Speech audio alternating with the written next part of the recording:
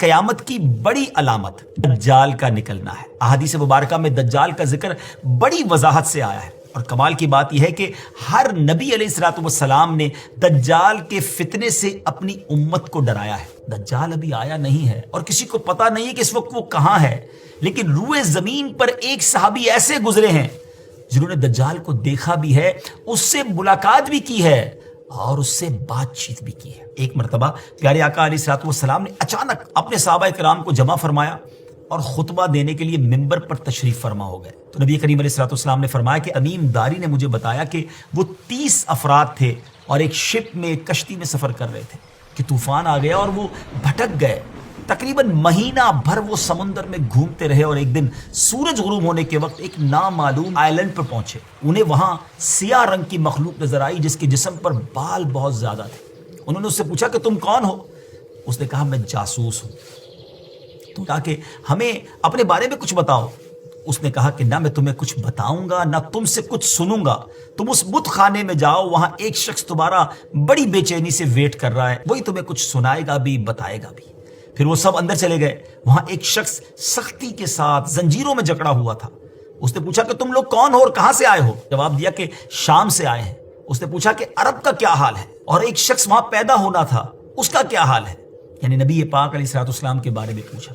صحابہ کرام نے کہا کہ وہ اچھے حال میں ہیں اور ابتدا میں ان کی مخالفت ہوئی، مگر اب تو تمام عرب پر وہ غالب ہو گئے ہیں۔ اس نے کہا اچھا زغر کے چشمے کا کیا حال ہے؟ انہوں نے جواب دیا کہ وہ بھی اچھی حالت میں ہے، لوگ اس سے پانی پیتے ہیں، اس سے کھیتی باڑی بھی کرتے ہیں۔ پھر اس نے پوچھا کہ عمان اور بیسان کی کھجوروں کا کیا حال ہے؟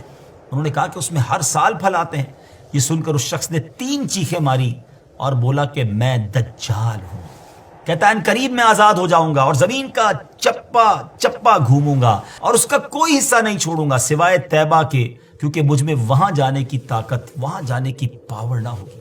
نبی پاک علیہ الصلوۃ والسلام نے فرمایا کہ مجھے بہت خوشی ہوئی کیونکہ طیبہ یہی شہر ہے۔ بعض روایت کی روشنی میں یہ بات بھی کہی جاتی ہے کہ دجال کو حضرت سلیمان علیہ الصلوۃ والسلام نے قید کیا تھا، اور حدیث پاک کے مطابق یہ مشرق یعنی ایسٹ کی سائیڈ موجود ہے۔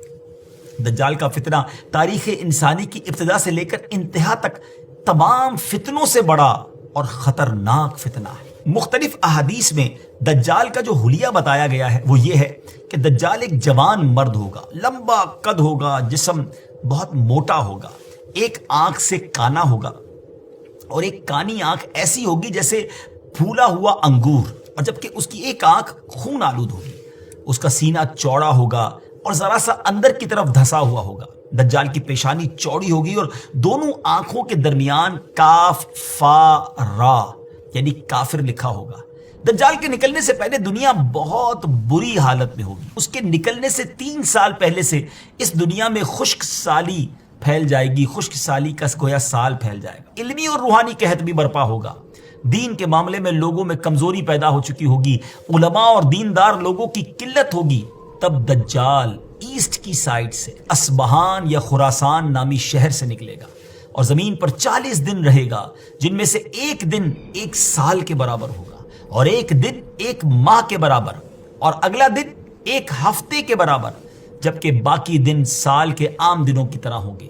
اس مدت میں دجال اپنے گدھے پر سوار ہو کر ساری دنیا کا چکر لگائے گا۔ دجال کے ان فتنوں کی وجہ سے اہل ایمان سخت پریشان اور تنگی کے عالم میں بھاگ کر دخان نامی ایک پہاڑ میں پناہ لیے ہوئے ہوں گے، لیکن دجال ان کا پیچھا کر کے پہاڑ کا گھیرا کرے گا۔ تب اللہ پاک حضرت سیدنا عیسیٰ علیہ نبینا علیہ الصلوۃ والسلام کو نازل فرمائے گا۔ جب حضرت عیسیٰ علیہ الصلوۃ والسلام اس دنیا میں آ جائیں گے تو ان کو دیکھتے ہی دجال ایسے گھلے گا، میلٹ ہوگا، جیسے پانی میں نمک گھلتا ہے، میلٹ ہوتا ہے۔ آپ علیہ الصلوۃ والسلام دجال کو مقام لد پر قتل کریں گے اور اس کے فالوورز میں سے ایک بھی کسی کو بھی زندہ نہیں چھوڑیں گے۔ یہ فتنہ بہت شدید ہوگا ناظرین۔ نبی پاک علیہ الصلوۃ والسلام نے فرمایا جو سورہ کہف کی پہلی 10 آیتیں یاد کرے گا دجال کے فتنے سے محفوظ رہے گا۔